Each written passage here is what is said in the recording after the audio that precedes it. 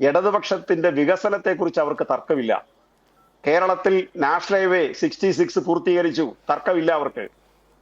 മലയോര പാത പൂർത്തീകരിച്ചു, തർക്കമില്ല. തീരദേശ പാത പൂർത്തീകരിച്ചു, തർക്കമില്ല.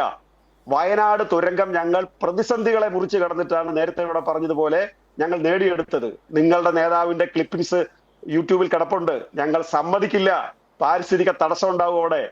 അതൊരു പ്രശ്നം വെച്ചാൽ മതിയല്ലോ. പാരിസ്ഥിതിക പ്രശ്നം സുപ്രീം കോടതി അനുവദിച്ചിട്ടുണ്ടത്. വയനാട് തുരങ്കം നിർമ്മിക്കാൻ സമ്മതിക്കില്ലെന്ന് അങ്ങ് പറഞ്ഞത്, നിങ്ങളുടെ നേതാവ് പറഞ്ഞത്. അതുപോലെ ലൈഫ് മിഷൻ പിരിച്ചുവിടും എന്ന് നിങ്ങൾ നേരത്തെ പ്രഖ്യാപിച്ചതാണ്. ഇതെല്ലാം വികസന പ്രവർത്തനങ്ങളല്ലേ? ഇനി പൊതുവിദ്യാഭ്യാസ സംരക്ഷണ യജ്ഞത്തിന്റെ ഭാഗമായി 934 സ്കൂൾ കെട്ടിടങ്ങളാ സുഹൃത്തെ കേരളത്തിൽ നിർമ്മിച്ചത്. ഞാൻ അല്പം അതിശോക്തിയില്ലാതെ ഒരു കാര്യം പറയട്ടെ. ലോകത്താദ്യമായി 10 വർഷം കൊണ്ട് 934 സ്കൂൾ കെട്ടിടങ്ങളുടെ ഉദ്ഘാടനം ചെയ്യാൻ അവസരം കിട്ടിയ മുഖ്യമന്ത്രിയുടെ പേരാണ് പിണറായി വിജയൻ. വിദ്യാഭ്യാസ മന്ത്രിമാരുടെ പേരാണ് രവീന്ദ്രനാഥ്, വി ശിവൻകുട്ടി. നിങ്ങൾക്ക് ലോകത്തെ ഏത് ചരിത്രത്തിലും നിങ്ങൾക്ക് പരിധി നോക്കാം.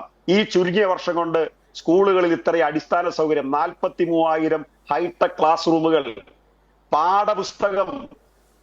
വെക്കേഷൻ സമയത്ത് ഞാൻ ആ പാഠപുസ്തകം നിർമ്മിക്കുന്ന കരിക്കുലം കമ്മിറ്റിയിൽ അംഗം കൂടിയായിരുന്നു. 567 പാഠപുസ്തകങ്ങൾ പരിഷ്കരിച്ചു 12 വർഷത്തിന് ശേഷം കേരളത്തിൽ. അത് പ്രിന്റ് ചെയ്ത് 3.25 കോടി പുസ്തകങ്ങൾ ഈ വെക്കേഷൻ മുമ്പ് കൊടുത്തു. ഓണം നേരത്തെ വന്നതുകൊണ്ട് പുസ്തകം കൊടുക്കാൻ പറ്റിയില്ലെന്ന് പറഞ്ഞ മന്ത്രിയുടെ മക്കളും മരുമക്കളും ഒക്കെ ഇപ്പൊ കേരളം ഭരിക്കാൻ പോകുന്നതെന്ന് ഓർത്തോണം. അപ്പൊ ഇതൊക്കെ തെറ്റായി വന്നിരുന്ന് വ്യാഖ്യാനിക്കരുത്. വികസനം നടത്താത്തതിന്റെ പേരിലല്ല LDF പരാജയപ്പെട്ടത്. അത് എല്ലാവരും അംഗീകരിക്കുന്ന ഒരു കാര്യമാണ്.